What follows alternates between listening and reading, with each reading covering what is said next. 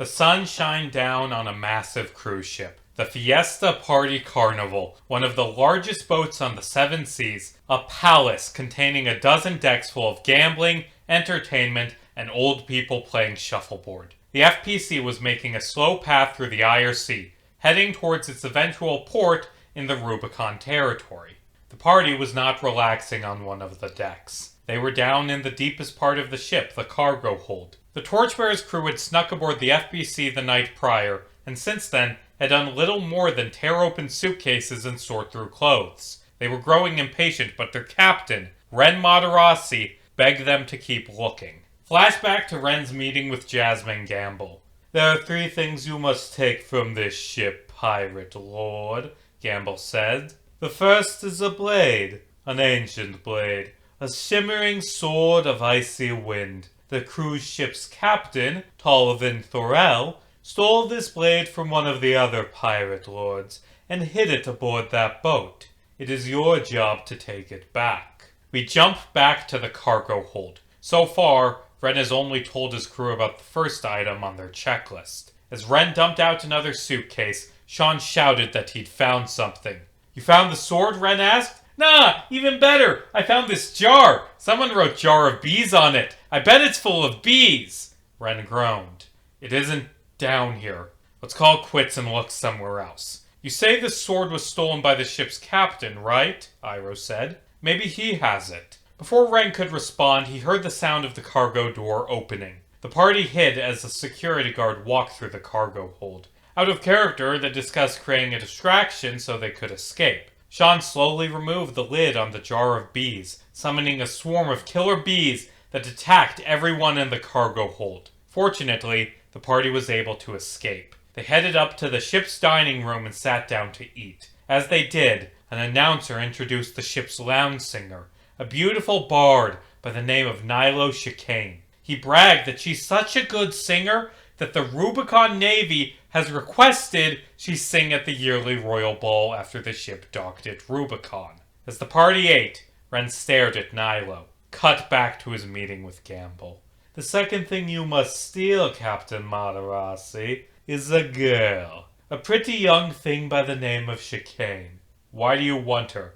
"That is on a need-to-know basis, and you, Captain, do not. I wouldn't get so testy, by the way. If this mission is a failure, our mutual master may be forced to apply some leverage." Back in the present, Ren told Iroh and Kit to head to the side of the ship and get a lifeboat ready. Iroh asked why, and Ren said to trust him.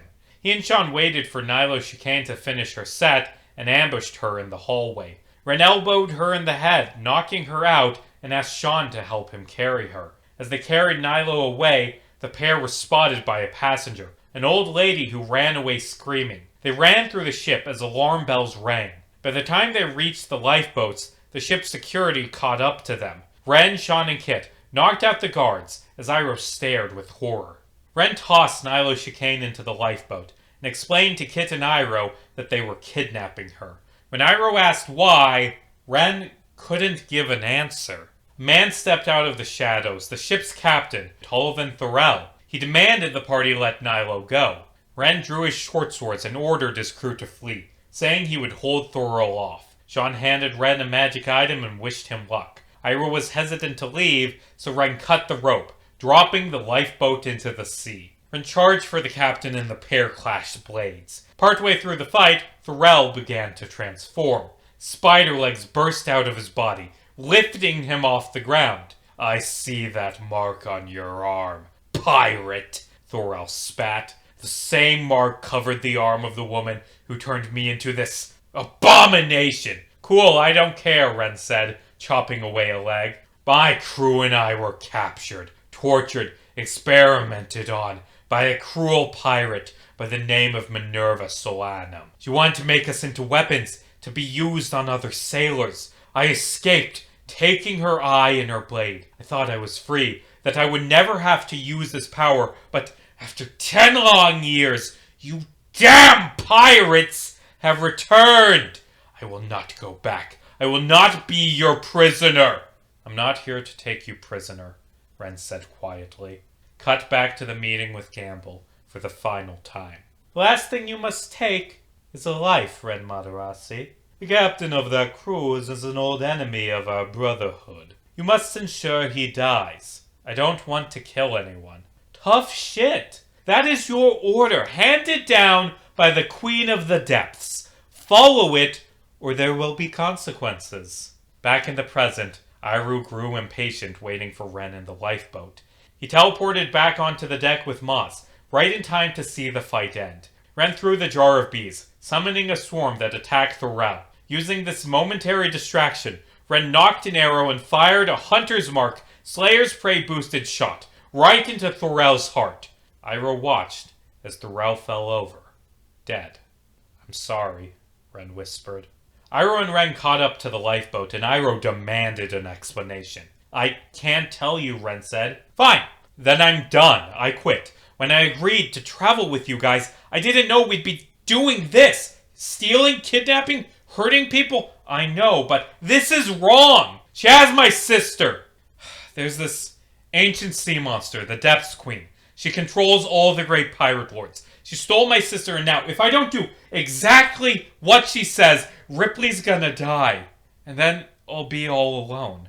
I know this is wrong, but I don't have a choice. Fine, I'll stay. I'll help keep your sister safe. But I'm not going to kill people for you. Okay, I can live with that.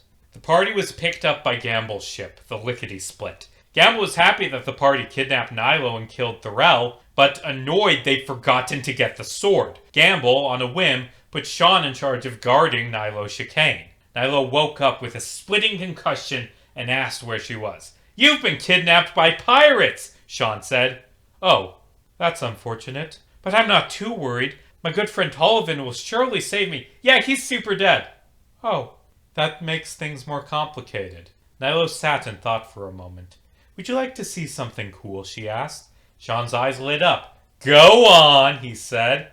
Untie me, and I will show you something amazing. Sean knew she was playing him, but he was curious, so he untied her. She pulled back her sleeve, revealing a tattoo of a sword. Tollivan was very protective of me. He was worried that his past may someday come for him, so he gave me something to protect myself. Without warning, Nilo turned and lunged for Sean. As she moved, the tattoo transformed, materializing into a real sword, one made of icy wind. She jabbed for Sean's throat. Sean's player then asked if they could catch the sword using the bag of holding. After some thought, I decided the idea was cool enough to let them roll for it. But only once, because making this a repeatable thing would be broken. Sean rolled high, caught the sword, and spin-kicked Nilo in the head, KOing her. He pulled the blade out of the bag. On one hand, he could hand it over to Gamble like he was ordered to. On the other, the sword looked very cool. It was almost identical to his own blade, Mother's Touch. Sean pulled out Mother's Touch and held it up to Nilo's blade. The two swords snapped together, fusing into a +2 sword. Sean grinned.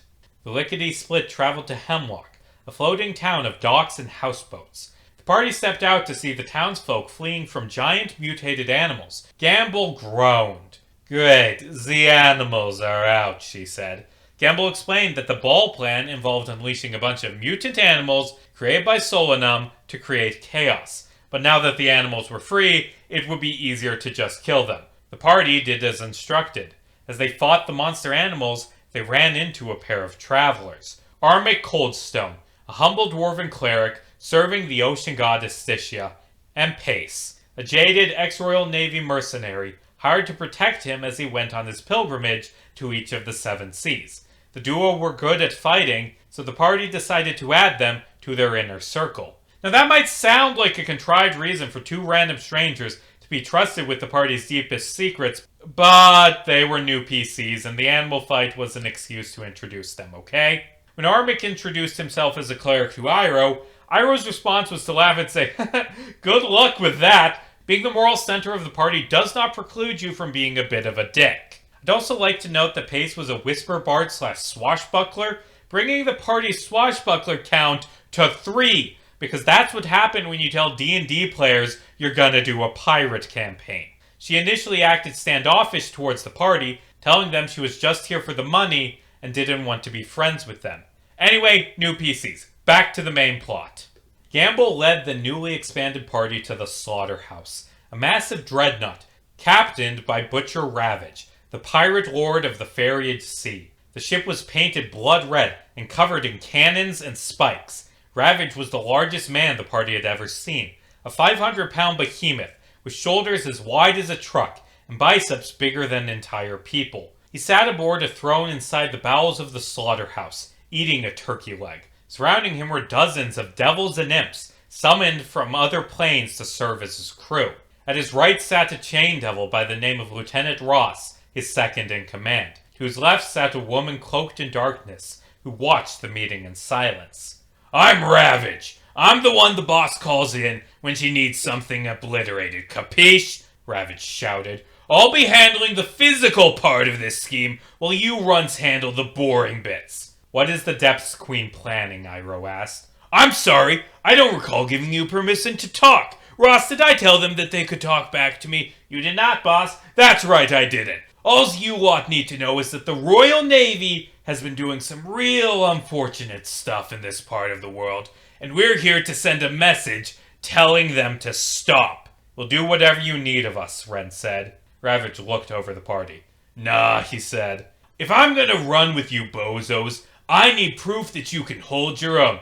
"Shall I set up the death pit, boss?" Ross asked. Smash cut to the party standing in a pit surrounded by spikes. "Alrighty, gang. You're gonna be fighting for your happy little lives here in this death pit. Try not to make a mess when you get cut in half. Have fun!" The imps jeered as Ross pulled a lever, releasing a bone devil. The monstrous fiend tore through the party, slashing them with its giant claws. It stabbed at Ren with its tail. Ren was protected by a shimmering shield, summoned by Armic. Pace rushed in, stabbing the monster through the eye with a sneak attack and psychic blades boosted rapier. The monster roared and slashed at her with its claws, knocking her over. Up in the audience, the woman clad in darkness decided she'd seen enough. She leaped in, drawing a sword made of shadow, and sliced the monster's head off. Ravage was mad. "This has gone on long enough, Butcher. There is no sense in harming allies for the sake of your own amusement," the woman said. She held out a hand for Pace. "Are you all right?" she asked. Pace stared up with giant anime heart eyes. "Uh-huh," she said. "Look, when you introduce an NPC, there's about a 20% chance your players actually start caring about them. If a player having it bad for a plot-central NPC is what it takes for the party to remember that NPC's name, then that's better than nothing, right? Speaking of which, what's your name?" "I am Lady Umbra, servant of the Depths Queen," the woman said, healing Pace with lay on hands. "Cool name. Do you, have a number I can call you at? I have an incantation that will summon me if spoken over still water on a moonlit night." "Yeah, that'll work. Wanna talk tonight? I would like that very much." Gamble and the party left Ravage and headed to the docks, where Tullius Valentine was waiting with their boat. He had a black eye, chunks of his hair had been torn out, and his face was covered in marker. The party did not give one shit. Gamble's men dragged Nilo Chicane to the wretched wench's brig, and Gamble ordered Tullius to sail the ship to Rubicon. That night, a few things happened. Armic was placed in charge of guarding Nilo, Pace fancied up her room for a date, and Kit went to talk with Captain Gamble. She asked Gamble about her father's map and the spade symbol she'd found on Dinosaur Island. Gamble explained that Kit's father and her had served as crew members under the same pirate lord, Captain Thacker. Kit's father had retired with his riches, while Thacker had allowed Gamble to kill him and take over as pirate lord. Gamble explained that despite Ren's whinings, being a pirate lord wasn't that bad. Perhaps Kit could have a future in serving on the Lickety-Split. Kit politely told Gamble to fuck off. She'd ran away from the Emerald Sea to escape her father's control. She wasn't about to accept the control of her father's old friend. Meanwhile, Iroh decided he'd had enough. He snuck down to the brig, intending to free Nilo. He opened the door to see Armic untying the bard. "Didn't seem right to keep her against her will," Armic said. The two of them crept out to the main deck, hoping to let Nilo go via lifeboat.